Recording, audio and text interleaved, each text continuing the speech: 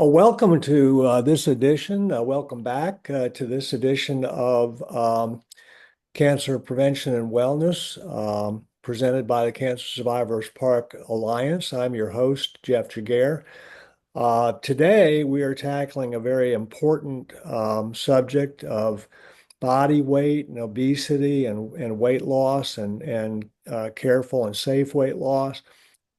There is in this field much information, a good bit of disinformation, I would imagine, and we hope to sort out that which is most helpful to you. To help us do that, we have an eminently qualified clinician, Dr. Nita Bijoor.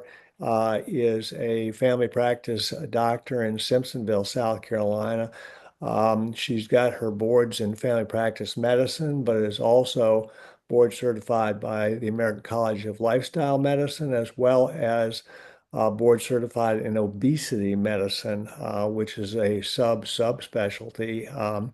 Thank you for being here, Dr. Bajour. And this may be, just as a kind of warning, there's a lot of information that we're going to be imparting today. And if you need to take it in certain morsels, then by all means start the recording. And then if you find that your mind is wandering, then come back to it later on. But I think that this will be the most important thing you hear all day. And if you take a couple days to hear it, that's fine too. And we certainly want you to share it outside of your own listening pleasure with family members and other people that you think would benefit from this, which is pretty much everybody in the general population, as well as in our population of cancer survivors. So, Dr. Bajour, welcome. Tell me a little bit about your practice, yourself, and your training. Thank you. Thank you for having me, Dr. Jaguar. I really appreciate being able to be a part of Prisma's Cancer Survivorship Park program that you have so wonderfully created. I had the opportunity to look at some of the videos and really enjoyed watching them thoroughly. My name is Dr. Nita Bijoor. I'm a board certified family physician with the additional board certification in lifestyle medicine and obesity medicine. So, a little bit about my background. I have completed my medical school in Mumbai, India, in Bombay.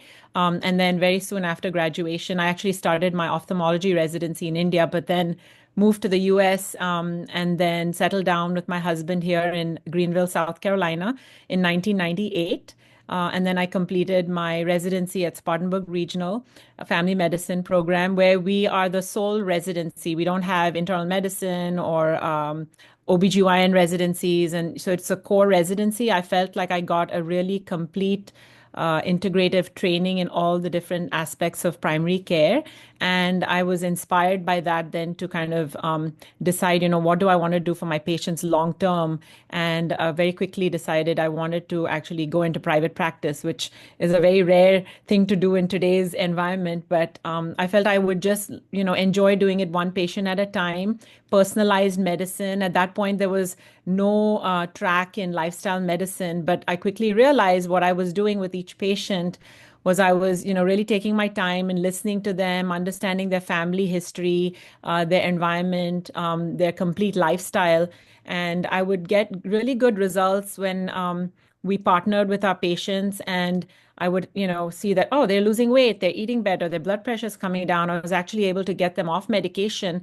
And then I was very excited in 2017 when the American Board of Lifestyle Medicine launched, and I had the opportunity to be the first cohort of physicians to take the board exam.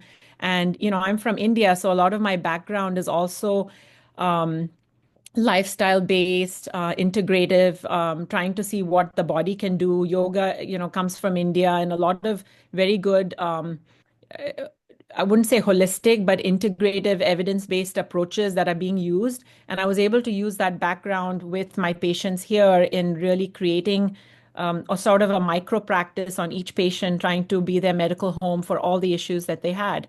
I'm now, I've been here in Greenville 27 years. I started my own practice in 2008. And I'm just very passionate about lifestyle medicine, obesity medicine, and helping individuals achieve the best version of themselves health-wise. So I'm blessed to have this opportunity to share some of the knowledge and experience that I have. I'm still learning. I'm very fortunate to have, really good camaraderie with all our physicians in the area and Prisma and all the wonderful health systems that we have. And so I have a very hands-on approach in making sure we take what the patient's concerns are and translate that into what we can do for them medically and create that confidence in each patient. So that's why my slide is titled Take Care of Yourself. I'm also trying to do the same. I think all of us are trying to live our best life. I'm a mother of three. I have a full practice that is in the Five Forks area of Simpsonville, trying to run that with wonderful providers. We have set a culture at our workplace because I think that also translates into good health and preventing disease. So this is my, takeaway for the day. Start thinking about self-care and taking care of yourself. Well, that's a long way from ophthalmology. Yes. I really enjoy it though. I think this is allowing me, and I've gotten back to some of my surgical skills in dermatology and aesthetics, and I like doing Uh, some of that. So I've really been able to have the best of both in this setting. Um, so a little bit about chronic disease in the US. As we all know, it is the biggest epidemic. I mean, we had COVID, but this is a silent epidemic. Obesity is a dysregulation of the neurological, endocrine, and gut system that are all connected. We say, you are what you eat, and we also say, what's your gut feeling? That's because our gut harnesses the entire milieu and the organizational energy to keep our bodies healthy. So really thinking about, what are the things that I can do to keep myself healthy overall. And there's some statistics here. I won't go into all the details, but about 72% of our adult population in the United States currently has either obesity or, by definition, we are overweight. So that's 72% of our population, just not sustainable. And the primary reasons are the poor diet, smoking, and sedentary lifestyle. Those are the top three. So as you can imagine, the things that make a big difference are how do we restore our health with good nutrition, good physical activity, restful sleep, stress management, good social connections, and avoiding bad toxins and habits into our system. So, obesity is the root cause of a lot of other chronic diseases. Over 45 diseases have been linked to obesity as a common factor, especially cancer, which is very relevant in today's talk. So, go to my next slide. This is how we define obesity in my practice. We take every patient, whether they're coming in for a foot pain, knee pain, or they're coming in for backache or headache. I've trained my team also to think about what is their BMI, what's their lifestyle like. So then we take that there and we just plant that seed into each patient to think, oh, okay, my BMI is 32 or 33. So that's an indicator for me to start thinking about my health as well, preventive health. So overweight is body mass index of 25 to about 29.9. Then comes obesity, which is anyone with a body mass index of over 30. Now, that really is one way of looking at things. It's basically the body weight in kilograms divided by your height in meters square, which is calculated in all our EMR. So it's a very quick indicator. But that's just the tip of the iceberg. What we're really looking at is what is the person's excess body fat. So we use something called body composition in our offices where we can really identify how much extra body fat does this patient have, and then work towards losing the body fat, not losing the body weight, because body weight consists of your muscle mass, your bone mass, your tissue weight, and your water weight. So that's called the lean body mass. We don't want to lose our lean, healthy body mass. We want to lose the excess body fat. So I always try to explain that to each patient so that they have an understanding of, oh, okay, this is how I should be losing weight correctly. Because to me as a clinician, it's not just important to get your weight off, but I'm looking at keeping your excess body fat off for life long term, because that's a very good indicator or predictor of how healthy you'll be. The number one risk factor for cancer is aging, and a lot of other inflammatory states. So as we age, trying to keep our body healthy is very important. Well, I think it's an excellent point from the standpoint that the metric that we have been used to using has been BMI, but the actual composition that you're trying to get to is very important too. I mean, I have a lot of people who work out and obviously have a lot of muscle and Yes. uh, and so they're a little heavier in that regard. So supplementing to the BMI makes sense to me. Yes, yes, we do that. And we also measure the waist circumference in everybody. That's another vital sign that we're looking at, to just plant that seed again that, there are waist circumference indicators also for metabolic health. So the cost of obesity is enormous, actually. It costs us a lot of loss of productivity, socioeconomic impact, strain to our health system. People that have obesity actually spend about $2,000 more a year in their healthcare costs compared to those that don't have that. A lot of disability claims, reduced work hours, and absenteeism, and then that translates to poorer health for your family when you cannot provide and you cannot stay in the workforce, and then that leads to unhealthier outcomes in our future generation. So it's really important to think about how I eat, how is my lifestyle, because I'm going to predict the future health of my family. That's another thing that I really try to implant in all the patients that we see. Preventable causes, the top causes, as we know, 33% of cancers actually can be prevented by not smoking tobacco or not using tobacco. A lot of other good data out here. I won't go through all the details, but just so we all know, the 45% of cancers are preventable. And if we just pay close attention to our lifestyle factors, our diet, exercise, and just keeping ourselves, in good health. So what does cause obesity? When we look at, I have patients that come to me all the time and say, Doc, I'm eating really healthy and I don't know why I just keep gaining weight.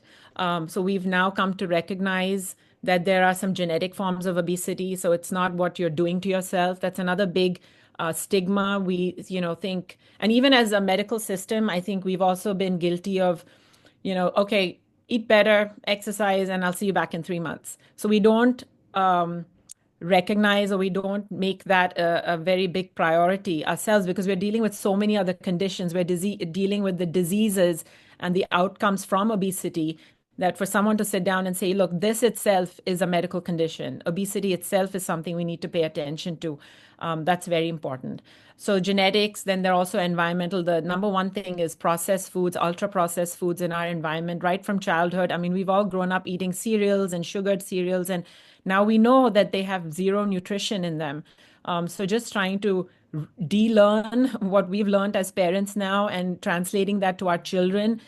Juices are not good, fruit juices, and just trying to give them more water every day, trying to avoid too much of that marketing influence. Now with social media, it's very difficult because children are looking and mimicking what they're seeing on the internet.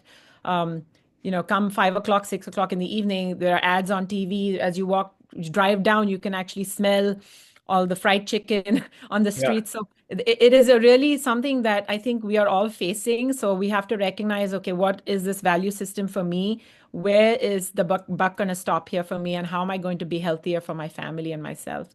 So socioeconomic factors also play a big role. If we don't, have a good profession, good education, good lifestyle, then we don't tend to have enough money for food on the table and healthy foods on the table. We eat out more, and that impacts obesity quite a bit. There are a lot of hormonal influences, like insulin resistance being the root cause. One of the root causes, insulin is like this main mother hormone that is secreted by your gland called the pancreas, which sits against the back of the abdomen, against the spine.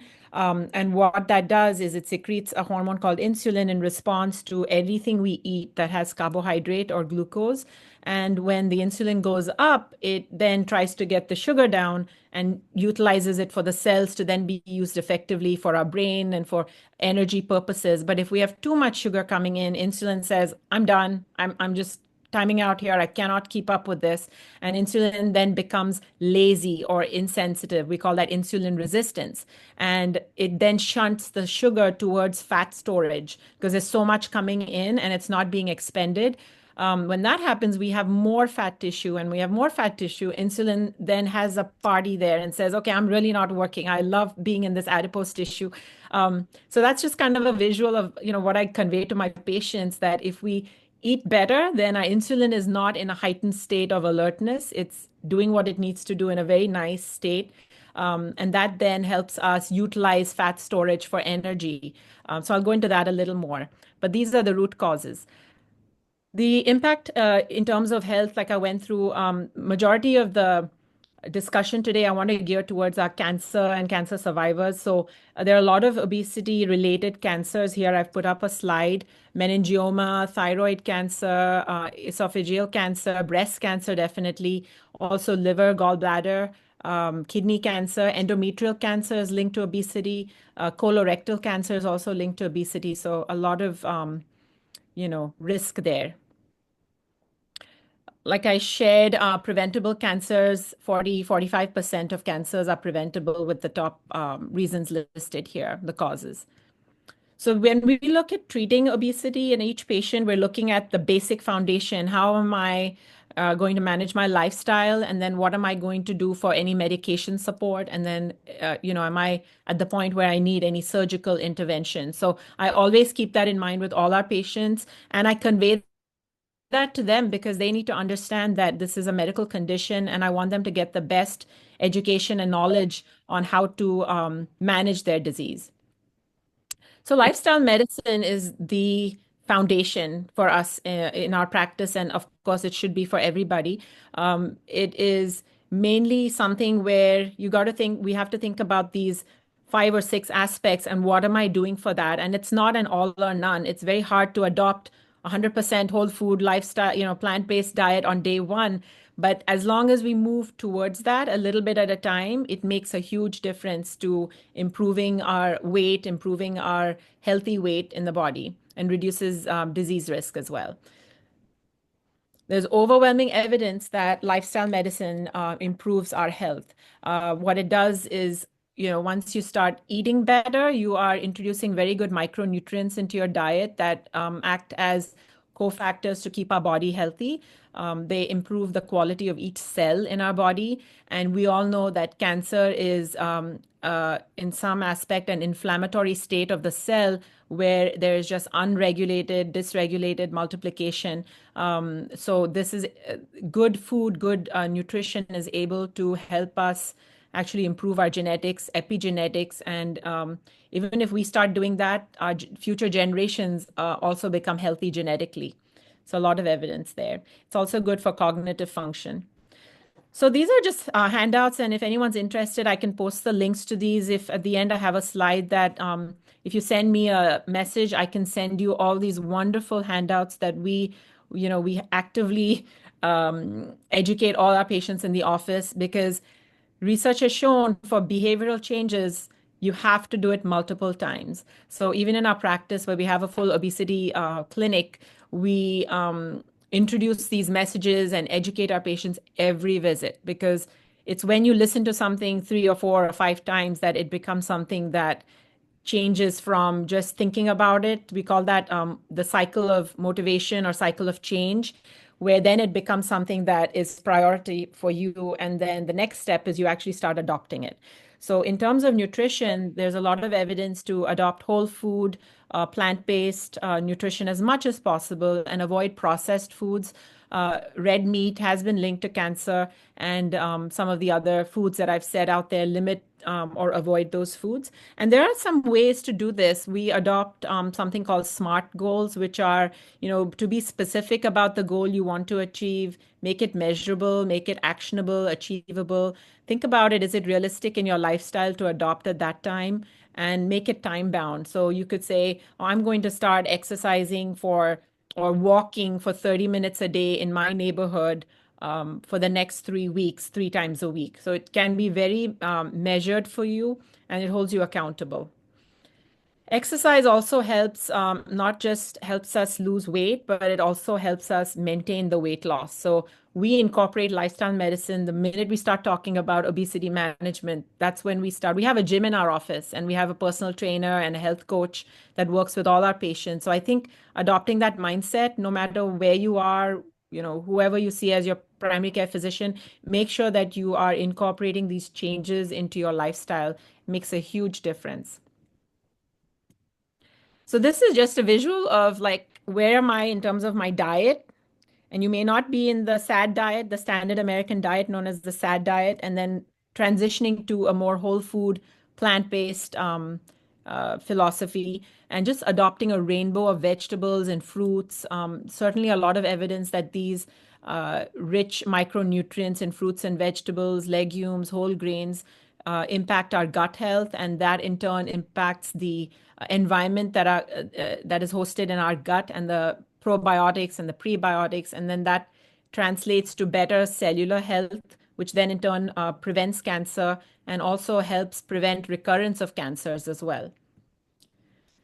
Again, another visual on fruits and vegetables. I recommend making a list of like top 10 foods that you like. There's no point me forcing somebody to eat mushrooms if they don't enjoy it. So it has to be something that's acceptable and tasty. So, and there's a lot of wealth of information on the internet now about good recipes. So we try to adopt all of that.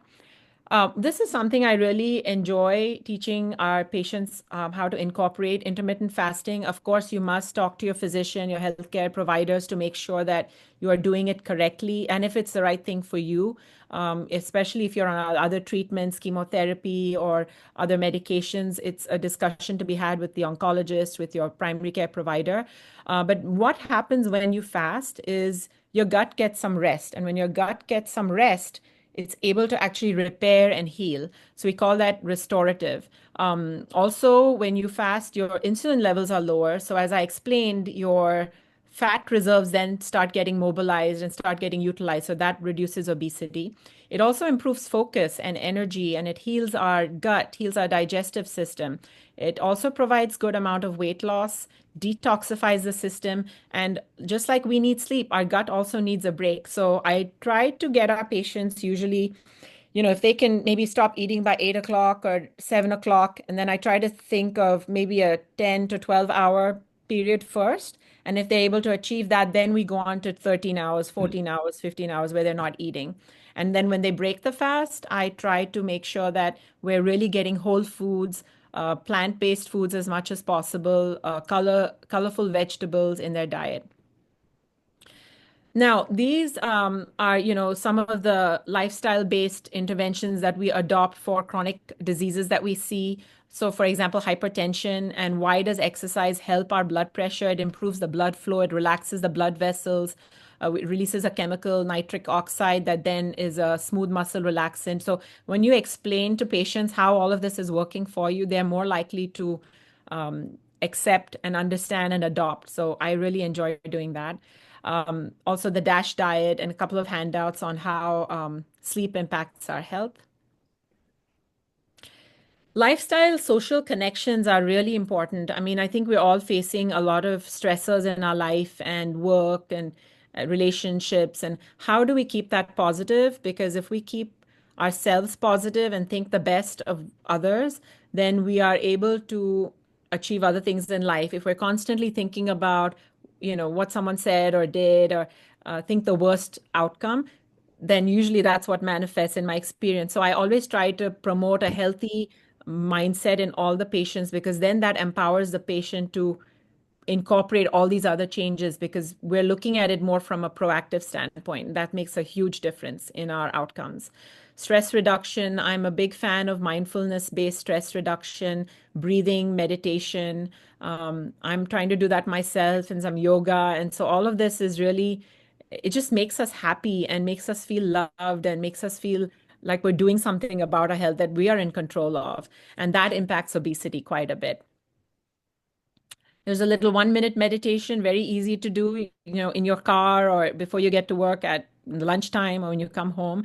And the more, I think consistency is more important than trying to get it right. There is no right way or wrong way to meditate. Meditation is a state of calmness, and it's a state of just surrendering and being in the now, being in the present. So, whatever that could mean to you, you could listen to the ticking of a clock and let that be your meditative, rhythm, or you could listen to your breath, or you could listen to some sounds around you or the birds chirping outside. But every day, I encourage all of us to have a few minutes with nature and to connect, because that reminds us our purpose and who we are, and that helps us slow down. And when we slow down, we're able to take better care of our health. There's some tips on mindful eating, chewing your food, experiencing the taste, the flavors, the sound, and all of these things really do work. So we incorporate that into some of our visits. Um, that helps us. I had a patient the other day, and he's younger, he's about 20, and he's been seeing us for obesity management. And he would go to work, come home, and just, then game all night, stay up gaming, then go back to Uh, work next day, come home, yeah. vaping and gaming. And his mother brought him in saying, "This is not sustainable. I don't know what this lifestyle is." And we are seeing some diabetes, we were seeing some changes. So his primary care physician referred to me to help. And just within a month of just explaining how these things work, I was so happy to see he actually said that, when he comes home now, he just works out. He lifts those weights and he starts working out. He goes and makes a healthy smoothie. He actually goes and just starts meal prepping for the evening. And he feels so much happier. And he stopped vaping, he stopped gaming. And he says, I don't know who that was, like why I even did those things. So when you slow down and you start understanding what this is all about, it's deeper than just prescribing a medication. It's deeper than, it's a transformational mindset. And it's never too late. It's never too early. Kids can do it. Adults can do it. We can do it in our 80s. I have 90-year-old patient that is exercising and feeling wonderful. And so it's all, we're here to help, we're here to support, and it's just beautiful. And I'm very passionate about it. So all these recommendations are great for the general population as from the standpoint of decreasing blood pressure and diabetes and cancer risk. But for our population of cancer survivors, I mean, maybe somebody who's listening to this right now has been through all the therapy, and then the therapy has stopped. And now, of course, they're worried about, will the cancer come back? And do they feel powerless about that? And what you've just put out there in the last 10, 11 slides, I mean, that slide that shows all of those colorful foods. I mean, if your plate looks like that, and if you're getting the sleep and the social connections and reducing your stress, you're really empowered. You're empowering yourself to do the things that are necessary to decrease your risk of recurrence, decrease your risk of getting it in the first place, and decreasing the risk of recurrence. And everything that Dr. Bijoor has talked about is scientifically backed, data driven. And there are facts and studies that show that maintaining these lifestyle recommendations makes a difference about whether or not you stay cancer free or not. So there's stuff you can do. You're not just a sitting duck here, Absolutely. Yeah, it's really remarkable when you even adopt one of these lifestyle changes, it then empowers you to make the next step. right? And it's just wonderful. Um, so this is, we were talking about the cancer survivorship. These are the guidelines for what is, because there's so much out there, like what are the things I can focus on one step at a time? And so I don't get overwhelmed. That's really important for all our patients to see, whether it's just adopting good quality sleep, calm routine at bedtime, whether it's just practicing mindfulness every day in your routine, just getting back to that sense of normalcy after you've been through chemotherapy, treatments, been through multiple offices and imaging. And it's just a very difficult time in our life when we have to go through all these things. And we can make it a little easier if we do these things for ourselves. Just stretching every morning, taking your vitamin D supplement, taking B12. Those are evidence-based um, tools that actually help improve your health and prevent disease. So I have a habit tracker that is really nice, given to us by the American College of Lifestyle Medicine, and we use that on our patients. It's a 31 day. You just write your goals and habits in that white zone there, this area, and then every day you achieve that, you just check it off. So you can start with one goal or habit. You can start with the second, third. You have the ability to write several goals there, and as you meet them, can be monitored. Now, when do we think of adopting a tool such as a medication? This is a very important question for obesity. Um, when lifestyle changes just aren't enough, sometimes we think of, okay, this person has been really working hard, has made consistent changes and modified their lifestyle. However, I'm just not seeing the excess body fat coming off. I look at indicators like that with the body composition, with the weight loss on the weighing scale, and then that's the at the point that's one of the areas where I will say, let's think about adding a medication. And there are several really good medications out there now. Thankfully, we have, with a lot of research, some good outcomes with anti-obesity medications. Surgical options are always there. And then when to seek help is just have that discussion with your primary care physician or your oncologist and say, I've been really trying to, I know we've been treating breast cancer. I want to make sure that I am paying close attention to my weight. What are the things I can do? And I love CIOS at Prisma, where they're so proactive in making sure that we are managing all these aspects of the patient's health. So why medications for obesity when lifestyle is not enough? We also look at the BMI. So the FDA has approved the weight loss medications for anybody with a BMI over 30 or a BMI over 27 with other comorbidities such as diabetes, cancer, high blood pressure, high cholesterol. So we look at that patient and then decide, but it's not a standalone solution. It is not a one size fits all. And certainly, medications do come with their own risks and benefits. So we have that shared clinical decision making and decide every visit, when is the best time to adopt a medication. How do they work? So there are 4 or 5 broad categories of medications overall. One is the appetite suppression. And what those medications do is they centrally downregulate our hunger system in the brain called the hypothalamic center. And it has a thermostat, like almost like a hunger set point or a fullness set point that says, you know what, I'm happy being at 250 pounds of body weight.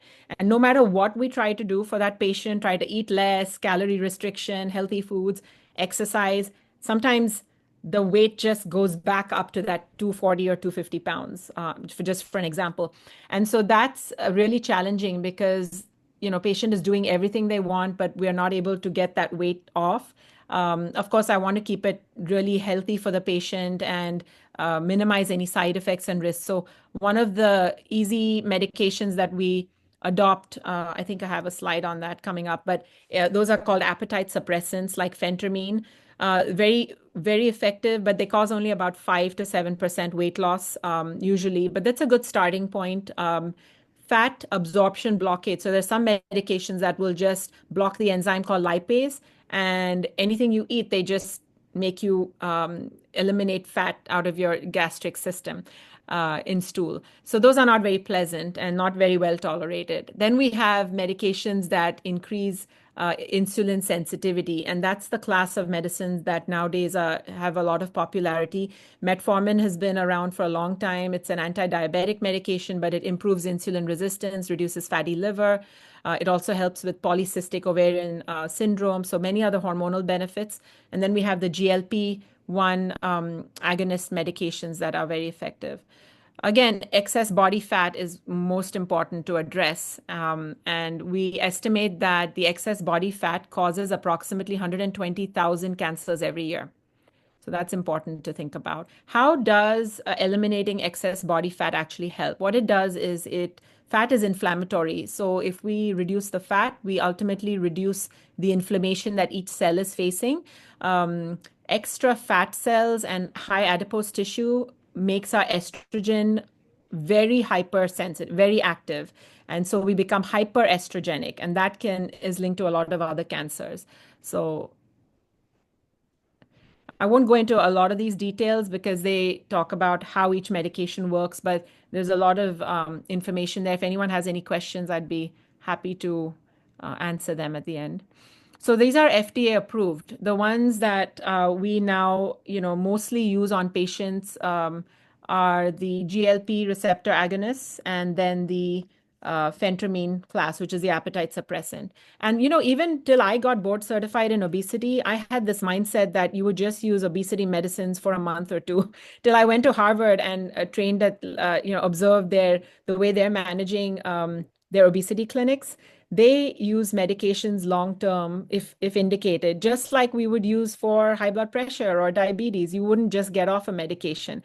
So that really, I think, even for our providers to understand these medications are safe, must be monitored regularly, regular visits, um, and just checking in with patients periodically because that improves their compliance as well.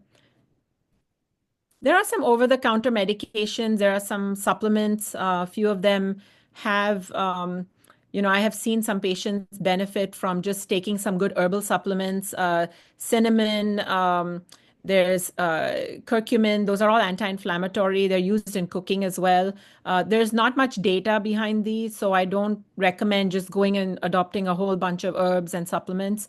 And especially if you're on cancer treatments, other treatments like that, there can be a lot of interaction. So by no means, I do not recommend just going ahead and starting a whole supplement list of medications.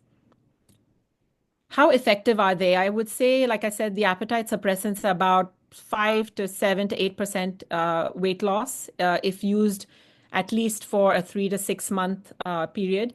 And then the GLP-1 agonist medications, we have two big players now. We have some others, but I would say the Ozempic, which is the semaglutide for diabetes, is known as Wegovy by the FDA. It's given a separate name for the obesity indication. And then we have tirzepatide, which is Mounjaro for the diabetics, is known as the Zepbound for obesity. So Zepbound causes much more weight loss, about 20 to 22%, and the Wegovy medication causes about 15 to 18%. So very effective. The semaglutide or Ozempic actually has data that it has improved reduction in major adverse cardiac events known as MACE. So we choose medications wisely, looking at the patient's personal history, medical history. There are some side effects. Sometimes when you start these medications, you can have a bit of nausea. And that's actually, I explain to patients, it's intentional, it's intended to happen because it slows down your gut. And what that does is when it slows the gut, your gut sends a signal back to the brain saying, oh, I'm full. Don't give me any more food. And that can be, especially if we're used to eating a lot of foods, used to eating a lot of processed foods, it can go in and out of our system. We're suddenly not used to the stomach being sluggish. So that can take some while to get adjusted to. That's why all these medications have almost like a titrating effect dosage formulation. We don't just go up to the highest effective dose. We start very gradually, make sure they're tolerating it well. They can also cause some constipation for the same reason, sluggish bowels, headaches, some strange side effects sometimes, but we are always here with our patients and make sure that they can communicate with us if they have any concerns. But for the majority of patients, they are tolerated very well. I would say that, and we see results. We're seeing weight loss, which is a huge benefit. So if we always revisit, at each appointment, what are the reasons we're on this? Are we achieving what we intended to? And I try to make sure I'm getting a 5 to 10% weight loss with all of these medications, that I'm seeing that happen, periodically, that it's not at a standstill. Dr. Bijoor, from the standpoint of, you're doing the BMI, but you're also doing the body composition. Have you seen changes in that as well on these drugs? Oh, huge improvement on that. We check the body composition once a month, and it's really exciting when you see the fat coming off and actually the muscle gaining, the patient gains muscle. So we show them that. We give them a printout and we show them what that looks like. And then we also have 5 pound fat models in our office. So every time they lose 5 pounds of fat, they lift that up and go, wow, that's 5 pounds. I've lost that much fat. So it's a very real, when you see it coming Visual, off, yeah. it's amazing. Yeah, right. Yeah. So here's a little bit of, I'll just end my talk now with being intentional, being very purposeful, letting go and practicing empathy, being kind towards everybody and yourself first, loving yourself. At the end of the day, we didn't get to choose what happens to our health. We didn't get to choose the cancer that we got, but we know we are 100% fully capable of managing ourselves well and utilizing all the resources that we have in our community and just making sure that we take care of ourselves because we are our longest commitment for life. This is a little bit about our success stories. We have many more. I was just putting a few slides together on this is what we do. We help everyone, hold how much fat they've lost since the last visit and then the total amount that they've lost.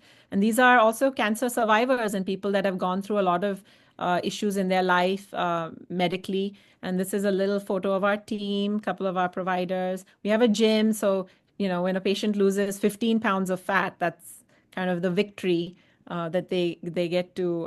And then for me, it's really important that we build a community of trust and support. So our patients also talk to our other patients in our community and just kind of declare how they've done it, because then that puts you at a position to help others. And it's all about giving back. So this is just the end of our slide. If anyone's interested, I have a QR code there that you could scan. And if you have any questions or come and see us, I do a complimentary lifestyle assessment with the first appointment, so I can really help assess, help you with your health. And I want to go back to a slide here. I have many patients that are so wonderful that, they reach out to me and are very helpful when anyone else wants to work on their journey with weight loss. And I have one such patient of ours here that has very graciously given some of his time today to help us just understand how, you know, um, what this is, what the journey is like. So, Dr. Jaguar, if you want to, we can continue with that or. Yeah, that'd be great. Trey, are you there? Yes, I'm here.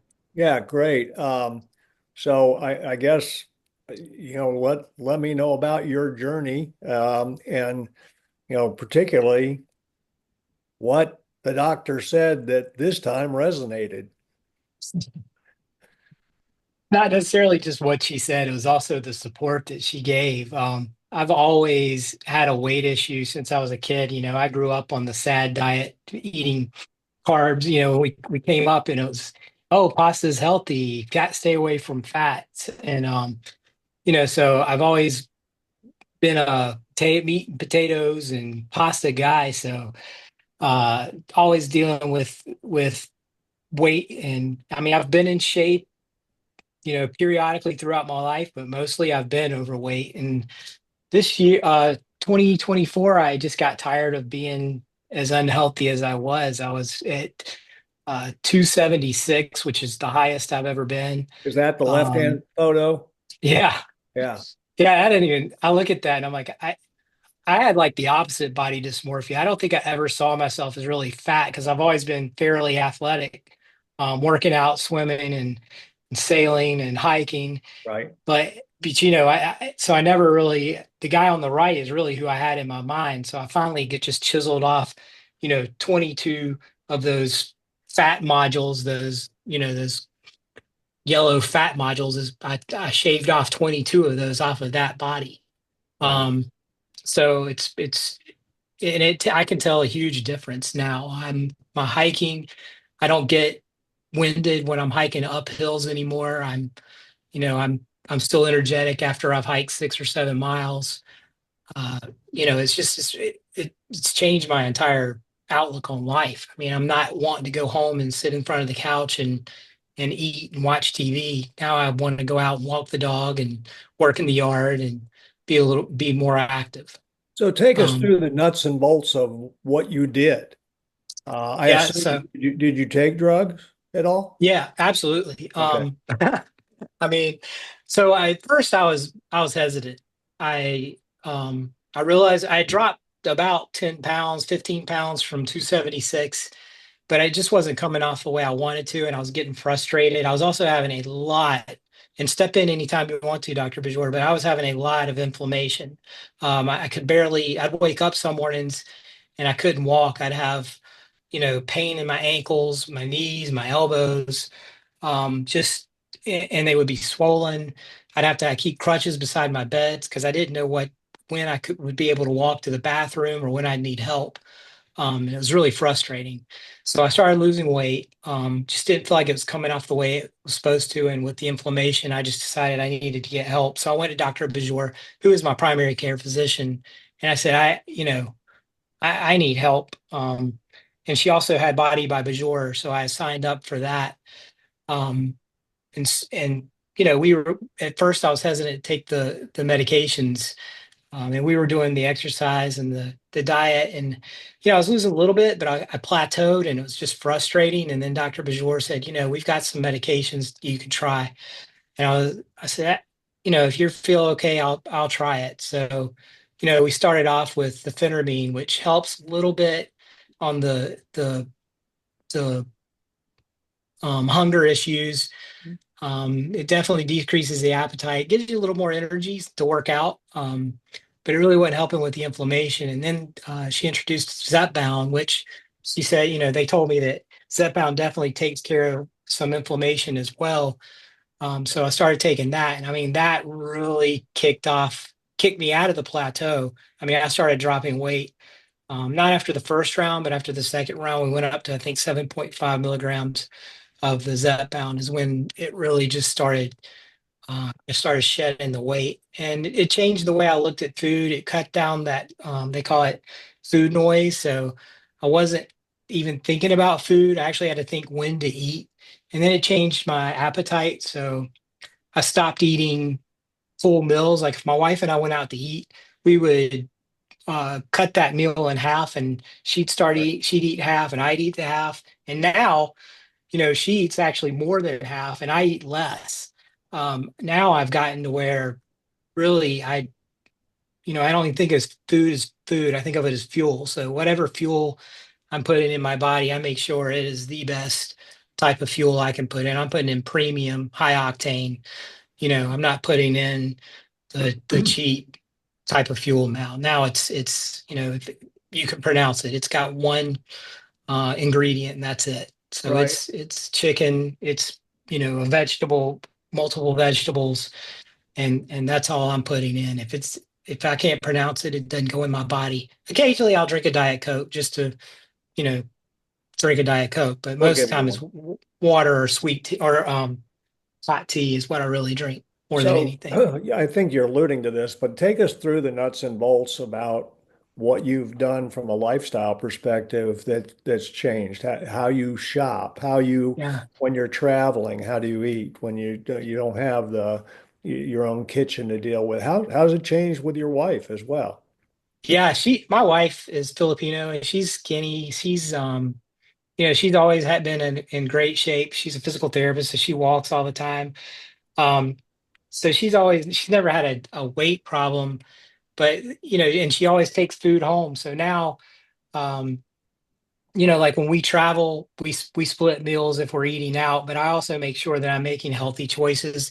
Or if I'm treating myself or not treating myself, but if I'm having a cheat time, I don't do cheat days. I'll do like a cheat meal and then I won't eat anything. But we basically the lifestyle and the nuts and bolts is I basically pay for it or I earn it. So if I'm going to eat out, I make sure I'm walking. I've done some sort of physical activity that day to at least burn off most of those calories or for that food. So, and if it's something that I want that's, maybe not as healthy as I normally eat, I cut it in half. So if I eat out and let's say my wife or somebody's not with me, I automatically tell them, I want bring a quarter of that food and I bag the rest of it up. So I make sure my calories are in check. I also make sure that the most of the food that I eat is vegetables. My active lifestyle, like I said, I walk a lot. My wife and I do date walk dates. We walk around. Like if we go out to eat, and I'm not trying to center it around going out to eat, but if we are going to go out to eat, we'll park at downtown Greenville and then we'll walk to Unity Park and have something there, or we'll park at Unity Park and walk up to Travelers Rest. So we make sure that there's a destination, and where, I'm earning those calories back. Um, you know, Well, obviously, your social contacts have noticed the transformation in you. yeah, Do you, how do you share your message with your friends and associates?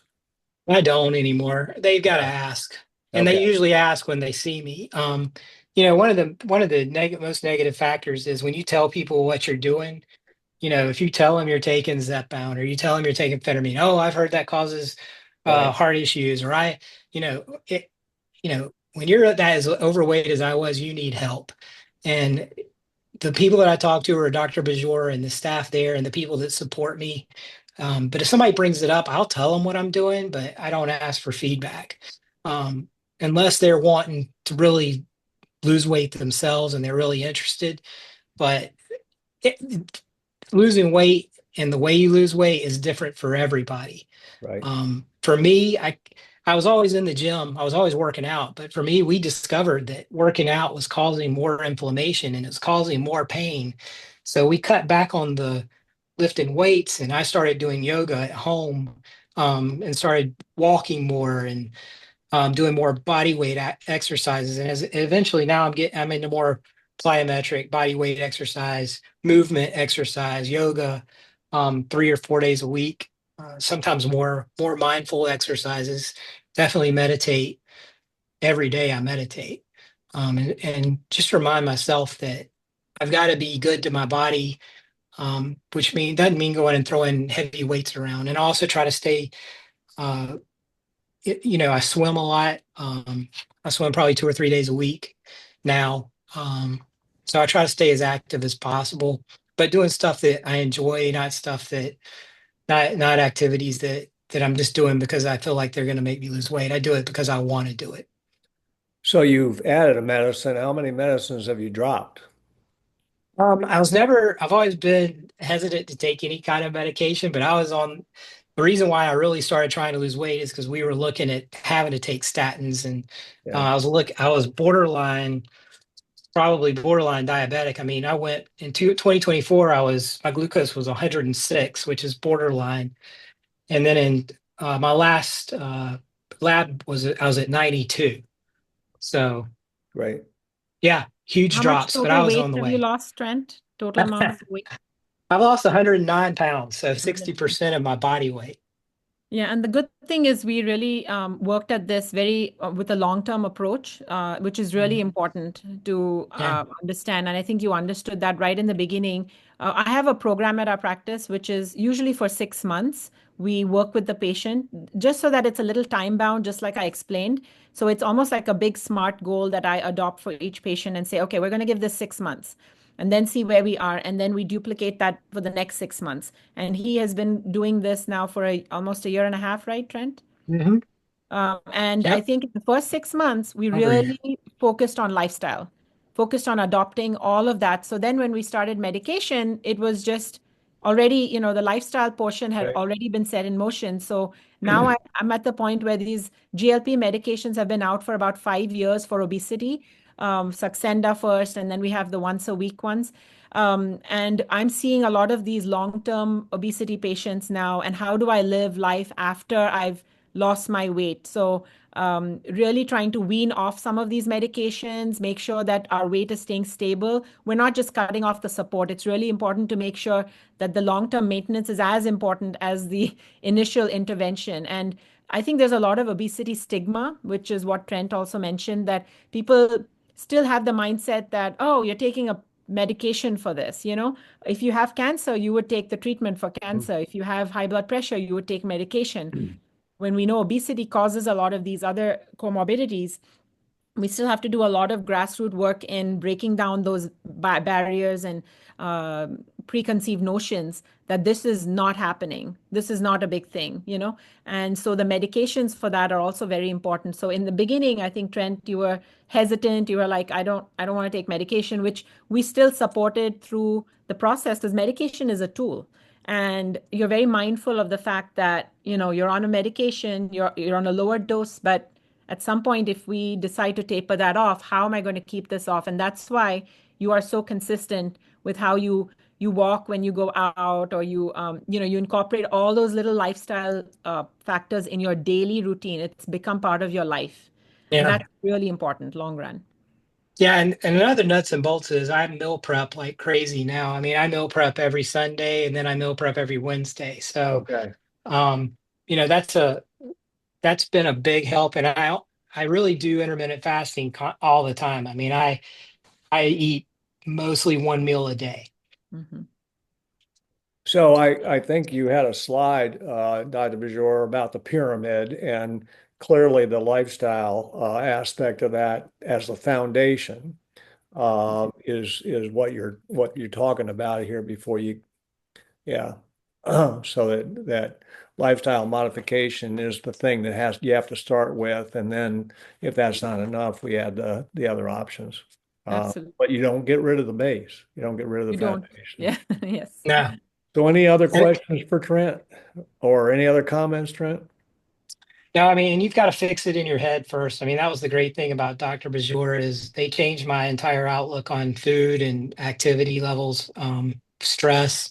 I was, I went from a pretty active job to a sedentary job, sitting behind a desk. And, I didn't have as much stress, but the sedentary job really kind of threw me for a loop as well. So now, I've got my watch set. So every hour, it goes off and I get up and walk around the building. I do some, squats, some chair, tricep lifts, so I do activity every hour in a sedentary job. So it's the lifestyle change and, putting in the supporting, um, activity level to keep you at the weight that you want to be at. Well, congratulations. You are a new guy. Thanks, Tyler. New picture. Yeah. Yeah, it's Um, definitely been a big change. it's not just the sunglasses. Different. Yeah.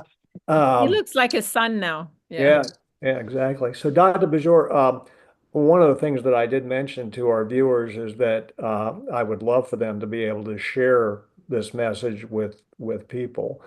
But it's kind of a delicate thing to share, and when you do that, are you telling the person you're sending it to, I think you're fat? How do you do that delicately so that the message gets out without offending?